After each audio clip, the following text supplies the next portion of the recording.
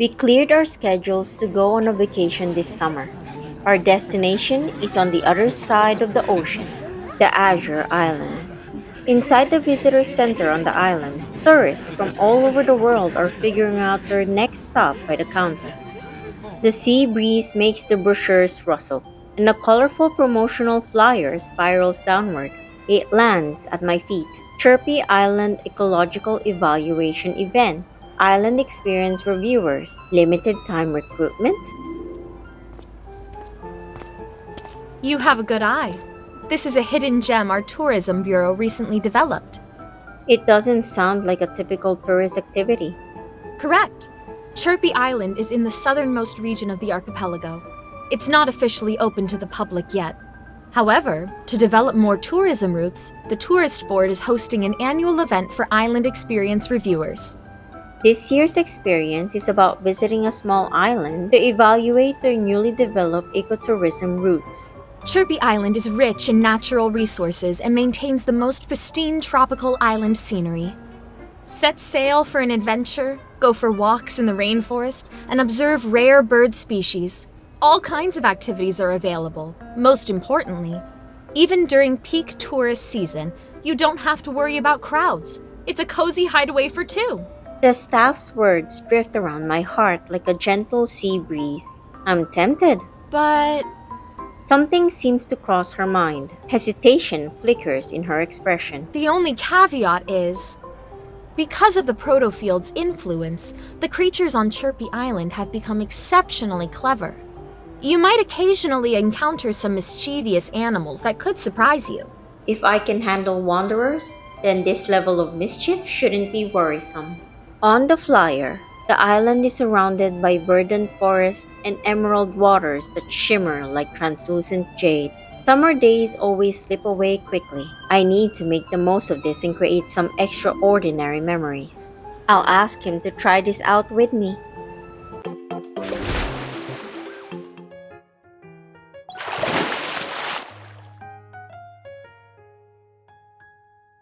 As the camera starts recording, I point the lens at Caleb as he emerges from the cabin. This is great! We can see that Colonel Caleb has changed his clothes. Let's conduct a pre-trip interview. We're joined here today by our beloved Colonel. How do you feel about our Chirpy Island review journey so far? I make a fist to serve as a microphone and hold it toward Caleb. He's stunned for a moment. Then he softly chuckles before holding my fist as if it were a real microphone. To be honest, after going through a sea storm only to experience heavy rainfall and damage to the boat's turbine, things aren't looking too great. If it weren't for the coconut harvesting ship that spotted us, there would be 2 drenched birdies still drifting at sea. I can't hold back my laughter anymore. The more I record, the more I realize how miserable we actually are. I thought you started recording just to document the misery we're going through. I brush away the damp hair from Caleb's forehead. That's one reason, but it's mostly because I want to have more photos and videos of us. Especially you. Ever since you started working, I rarely get the chance to take a picture of you. My exaggerated sigh is tinged with disappointment. I see Caleb's expression subtly change and give him a mischievous look. You'd understand if I took a picture of that seaweed on your head during the downpour, right? I knew I wasn't imagining things when I heard that shudder sound. Pretending to be exasperated, Caleb shakes his head. We link arms, and when I move closer, I see the amusement in his eyes. Your reasoning is flawless. How could I possibly disagree?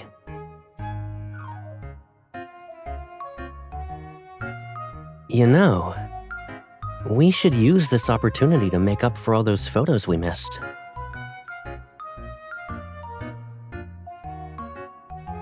Caleb takes the camera from my hands and adjusts it to point the lens at us.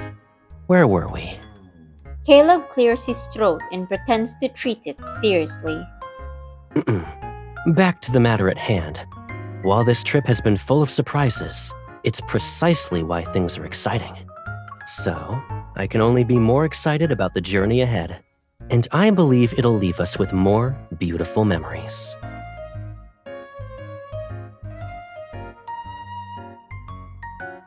After we enter the hotel on Chirpy Island, Caleb wraps me in a towel and ushers me to take a shower.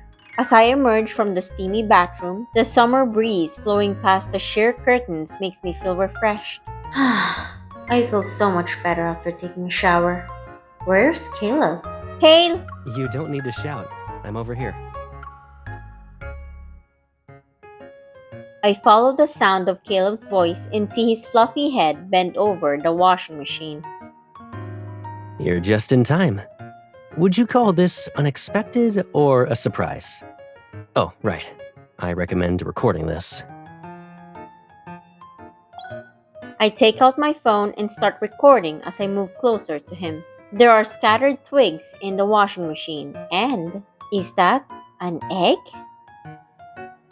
Judging by the patterns on the shell, it should be a rare bird egg. But this mess of twigs suggests there wasn't a bird who incubated it seriously. Wait, didn't we see some Wildlife Protection Society advertisements on the main island?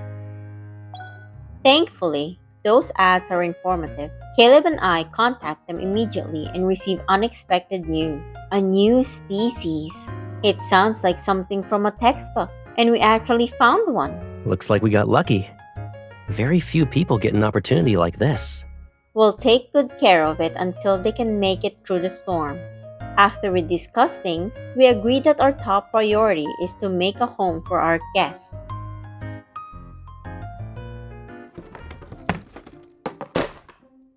I need one last flange bolt. Here, after naming the bird Jingy, Caleb and I begin to build a nest for them. With our collaborative effort, a coconut-sized airplane hangs from the swing chair in the hotel courtyard. I think we're almost done, but I feel like something is missing. When the last word leaves my mouth, a wooden sign and a pen float over to me. Even the tiniest home needs a nameplate before it can be considered complete. You're right. With this, you can always find your way home. It doesn't matter where you go.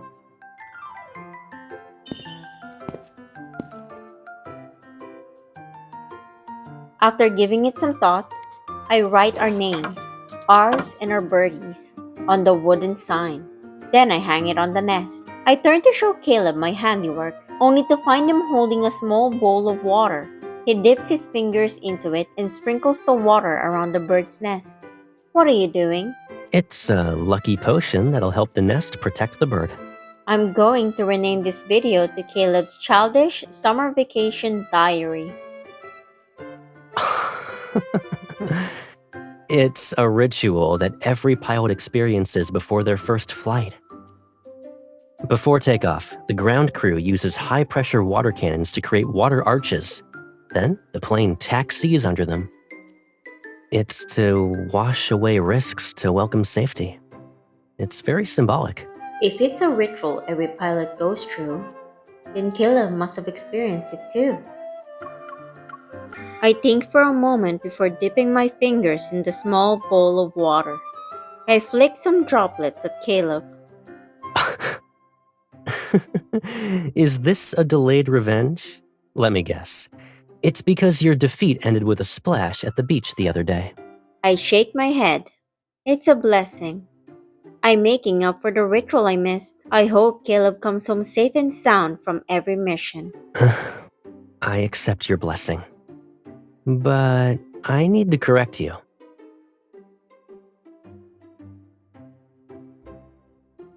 He puts down the water bowl, leans in, and shakes the necklace around his neck. You were never absent. You're by my side every single moment of my life. Over the next few days, Caleb and I learn about how to care for birds while waiting for Jingy to hatch. And when the nest finally shows signs of movement... It's hatching! It's hatching, Caleb! If I were it, I'd probably go back into my shell after hearing that. I give Caleb's firm arm a pinch. Then I hold my breath as I record the little fuzzball breaking out of their shell. There. The air is clean now. Birds and humans can breathe again. Wow, they're so tiny. Their eyes aren't even open yet. But they want to learn how to walk. Jingy wobbles around in the nest. They take tiny steps and crawl. Just as they're about to fall, an invisible force lifts them into the air. Do you think they like this? As I watch Caleb use his evil to entertain our birdie, I playfully poke him. I wonder if you took this many tumbles when you were learning how to fly. Maybe. All I remember is my first successful flight. I don't recall tumbling at any point. Afterward, Caleb and I go through the trouble of feeding Jingy. We watch them nestle into the airplane and fall asleep. A gentle breeze drifts through the courtyard as I lean against Caleb. I don't want to move. Tired? A little. You might as well use your evil to place me on the bed. I was mumbling to myself, but I'm lifted into the air within seconds. Caleb's hands are around my waist, and I'm close enough to feel his warmth and heartbeat. I can use my evil for everything else, but this requires a personal touch.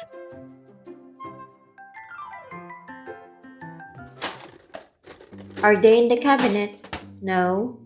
Under the bed? They're not there either. Jingy!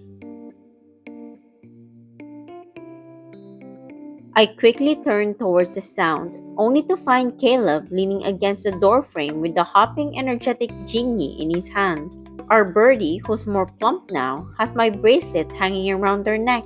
Their chirp seems to express a smug satisfaction. This little troublemaker snuck into my suitcase. They were trying to steal your bracelet when I caught them in the act. They really do have a knack for finding hiding places. I take my bracelet and Caleb promptly returns Jingy to their nest. Their wings are still flapping frantically. They squeezed behind the curtains the day before, hid in a drawer yesterday, and decided to sneak into my suitcase today. At this rate, they're gonna know this place's layout better than we do. And this is before they can fly. Just wait until they learn how to do it. Imagining Jingy flying away and us having to explain the laws to the Wildlife Protection Society makes me pinch the bridge of my nose. If only we had a tracking device. I doubt we can buy one here though. We'll just make one. It'll be easy.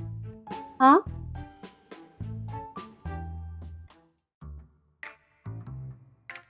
Half an hour later, Caleb rummages through his suitcase and pulls out a small navigation device that stopped working properly after the shipwreck. When you said make one, you mean taking this apart and reassembling it into a tracking device? You don't believe me? I haven't used an instruction manual to take stuff apart since 5th grade, you know.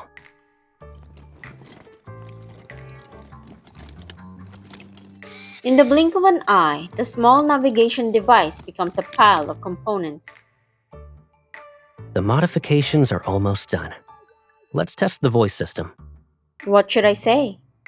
Just say, preparing for departure, calibrating coordinates, and moving towards your destination. Confused, I repeat the phrases that Caleb said exactly. Oh, we need one more. Congratulations, your little pilot returned safe and sound. Congratulations, your little pilot returned safe and sound. Nearby, our birdie seems to understand us.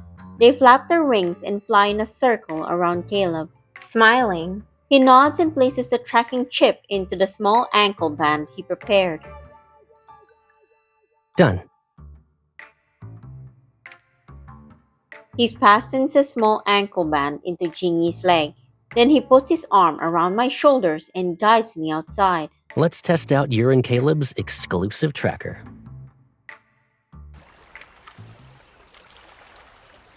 To test those long-distance tracking capabilities, Caleb and I go to the beach. He takes out the tracking watch. The electronic display shows Jingy's location, but the announcements, is that my voice? I knew something was off when you asked me to say those lines earlier. I can have you with me like this. You'll help me navigate whenever I need some help. Isn't that nice? I want to laugh, but I'm also annoyed. However, the first thing I do is protest. That's not really fair. I should get a tracking watch with your Before I can continue, Caleb gently takes my wrist and fastens another watch around it. The target is 2 kilometers northeast. Are you ready to go? I knew you'd say that. I recorded it while you were busy looking for equipment. As the sun sets, Caleb puts on his tracking watch. Then he takes my hand and gives it a playful shake. Like I said, it's your and Caleb's exclusive tracker. It's guaranteed to be fair. No matter what happens, we'll always stick together.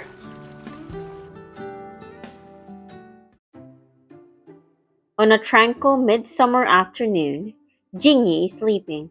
They're curled up in the airplane-shaped bird nest. Meanwhile, Caleb and I are beside a coconut. We're engaged in an intense arm wrestling match. Whoever loses this round has to make Jingy's favorite roasted fish with mixed nuts tomorrow. Deal?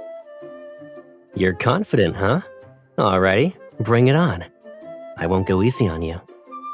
I roll up my sleeves, press my palm against Caleb's, and begin to apply pressure. I won't lose to you. I talk big, but as time passes, the ache in my wrist gradually intensifies. I'm almost out of strength. Looks like it's time for a last-ditch effort. I pretend to weaken my grip and let my wrist go slack. It'll make him lower his guard. As I gather my strength and prepare to launch my counterattack, the hand beneath mine suddenly weakens. The momentum makes me crash into Caleb's chest, and my forehead smacks his necklace. The impact makes me see stars. Caleb, didn't we agree you wouldn't let me win? I didn't expect you to use so much force. For some reason, Caleb breaks into a coughing fit as soon as he makes eye contact with me. It's like he's desperately trying to hold something back. Why are you staring at my forehead? It's nothing. Anyway, I'll count this as my loss. I'll handle tomorrow's work.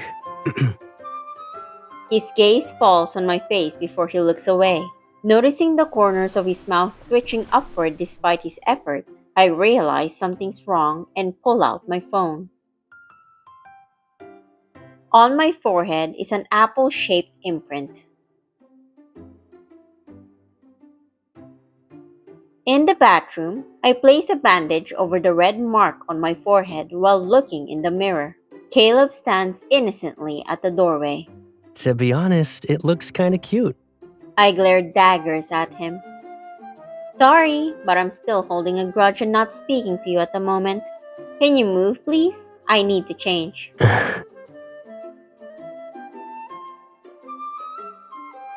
After I come out of the bathroom, Caleb is nowhere to be seen. Instead, Jingy flaps their wings and hops in front of me. They're carrying a small bag woven from grass that Caleb made. They look ready to head out. Do you want to play outside? Is that why you're dressed up? I pat Jingy's head. They tilt their head and blink before clearly chirping. Apologize! You can talk? Delighted, I scoop them up and turn to find Caleb. But then I remember I'm supposed to be giving him the silent treatment. I force myself to stop in my tracks. Jingy quickly flutters out of the room. I hear them a second later. I see Caleb sent his little peacemaker. Fine. Tell the big dummy over there that I wasn't really angry. Jingy quickly flutters out of the room. I hear them a second later. Caleb! Dummy! Even the tone's perfect. I see you haven't exactly cooled off. Angry! She's angry! I'm not that petty. Caleb sounds somewhat troubled. Can you ask her a question for me? What would make her stop ignoring me? Our birdie chirps with a somewhat understanding look. Then they dash back into the room. Ignore! Ask her to ignore me!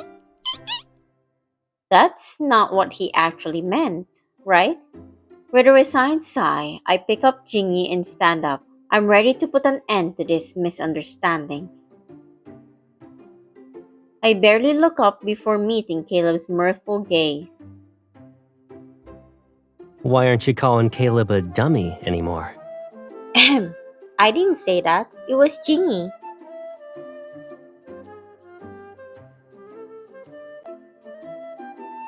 Caleb walks over and places his fingertips on my forehead. He leaves behind a cool medicinal scent. He's holding a small jar of ointment, which has been warmed by his hands. Good. Your forehead isn't red anymore. Yeah, I'd say it's 99% better. I guess my little messenger didn't successfully deliver the apology note from their pouch. However, a sincere apology should be delivered in person. I'm sorry for laughing at you. As punishment, I can let you flick my forehead? He leans down and willingly brushes up his bangs. I waste no time flicking his forehead. How did you even come up with this silly solution? If it works, right? Okay, you convinced me. This cold shoulder is warm now. I take the opportunity to pinch his cheeks, and he laughs as he pulls me into his arms. I can get a good night's sleep tonight. Seemingly sensing we made up, Jingy hops between us with a pouch in their beak.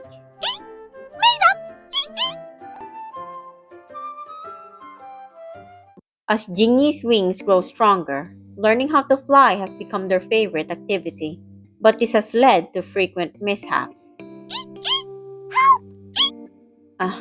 Seeing Jingy stranded on the roof after flying up there, I have no choice but to grab a ladder so I can rescue them. The little yellow fuzzball promptly hops into my palm and tilts their head at me. Rescuer! That's what you get for flying up there while Caleb is out for his morning run. Now I'm the one who has to rescue you.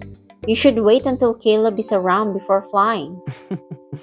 Your whispers are so loud, I couldn't even pretend to not hear them. I suddenly hear Caleb's voice behind me. I turn around to find him holding up his phone. He recorded the entire process of me rescuing our birdie. Since you've seen the camera, say hi. I look down and gently poke Jingy. Did you see that, Jingy? It's called being childish. Caleb! Childish dummy! I can't help but laugh. But in the next second, the birdie and I suddenly fly up together against our will. Caleb reaches out and catches us. That's not being childish. This is being childish.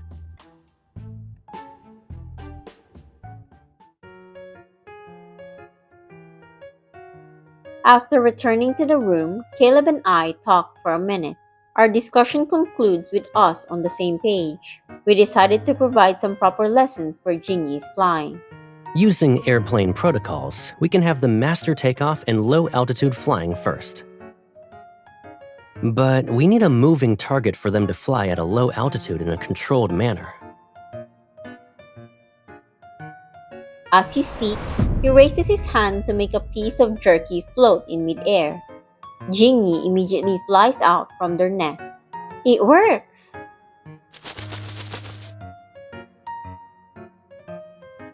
Caleb's jerky training program proves to be very effective. Watching Jingy fly freely and gracefully through the house as they follow the jerky, I sit back at the kitchen island. They're learning very quickly. They're smart. Having an excellent teacher probably helps. Really? Well, there's more than one excellent teacher here. I toss a blueberry. Jingy skillfully catches it before flying back to my side. Meanwhile, Caleb hands me half a papaya. I use a small spoon to scoop out the sweetest part from the center to entice Jingy. Oh, Jingy, Jingy, who's your excellent teacher? Me or him? Caleb! It's cool! Won't you look at that? Birdie has a good eye. Somewhat annoyed, yet amused, I still feed the papaya to Jingy.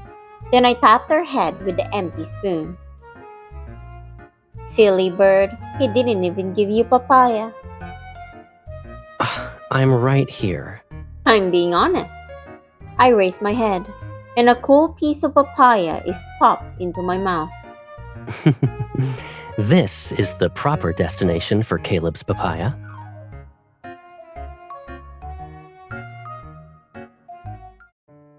Time flies. Under our attentive care, Jingy has grown into a mature bird.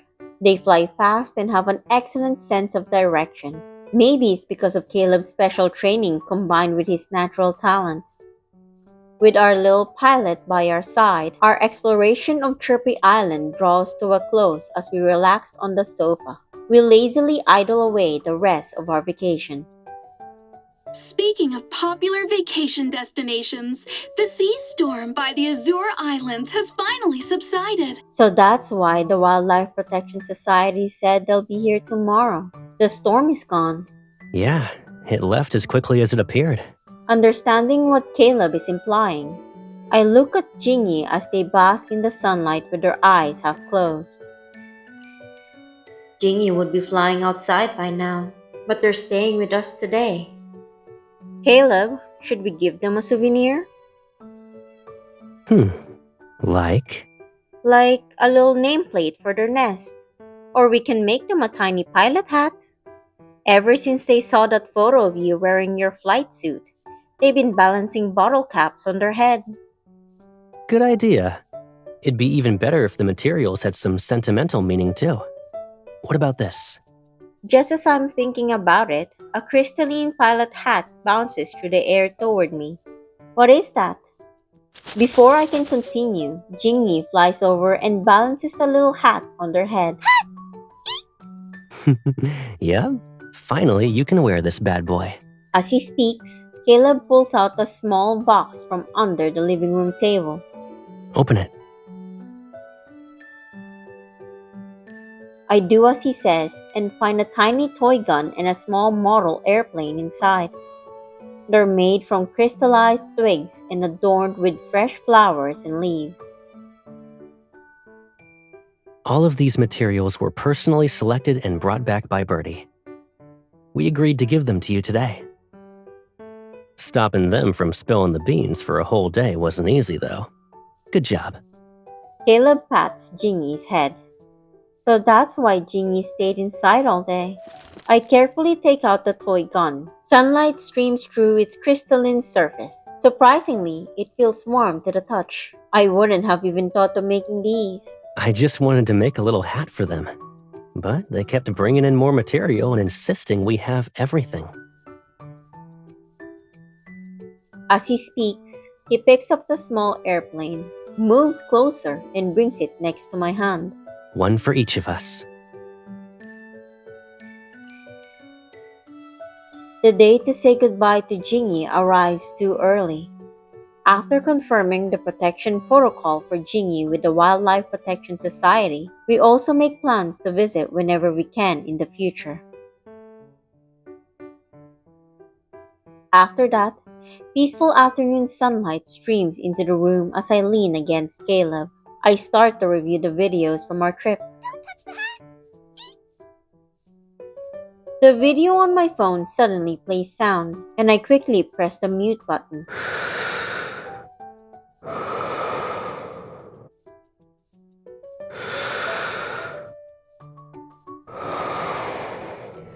Phew, thankfully I didn't wake him up.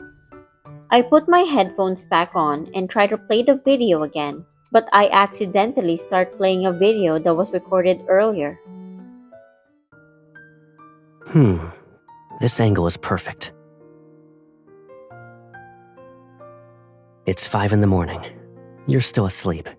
And Birdie went out to pick pretty flowers for our souvenirs. In the video, he's leaning toward me, and he looks at my sleeping self from the camera lens. You said you rarely get the chance to take pictures with me. There's something I haven't done in a long time too. Seeing you like this every morning after I wake up. As Caleb speaks, he gently pats my head. He freezes when I turn over in my sleep, and he slowly withdraws his hand. I know you've been tired lately. I wouldn't want to wake you when you can sleep in. Actually, I don't want our vacation to end because of it. Caleb watches me quietly. Then he softly chuckles again. It's okay. We'll have plenty of time and opportunities in the future. We'll have more vacations, take more pictures together, create more memories. Beyond the floor-to-ceiling windows next to us, the sun slowly rises from the ocean and breaks through the clouds. As the morning sun rises, he gently kisses my hair. The beginning of every summer will be just like today. I promise.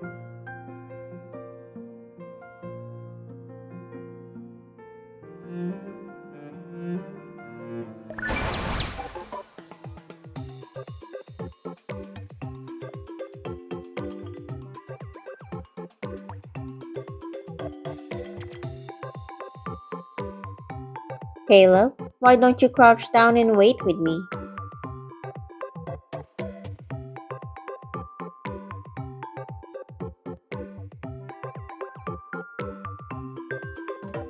And when I woke up, I saw that the observation assignment was already done. Maybe good things happen to those who nap.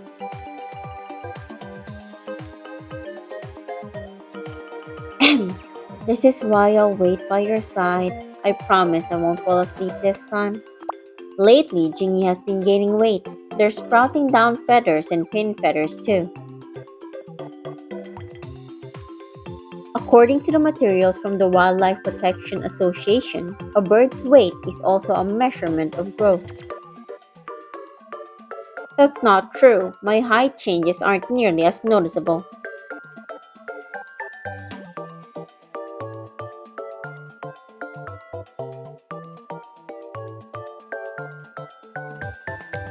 I didn't think you were paying attention to small things like that.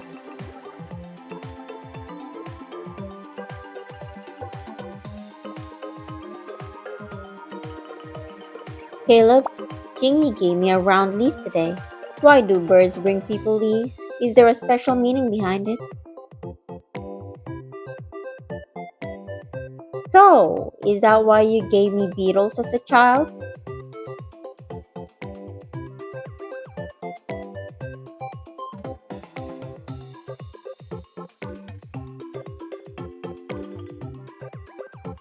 Alright, since you had good intentions, I'll reluctantly let you off the hook for throwing bugs at me back then.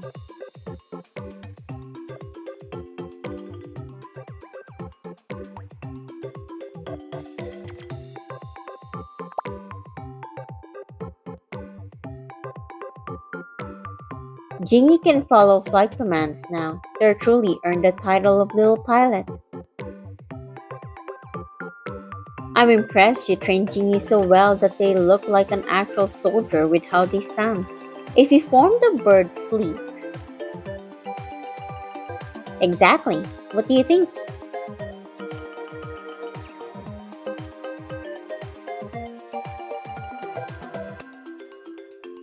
Are you recruiting a real adjutant? Or should I be worried about complaints?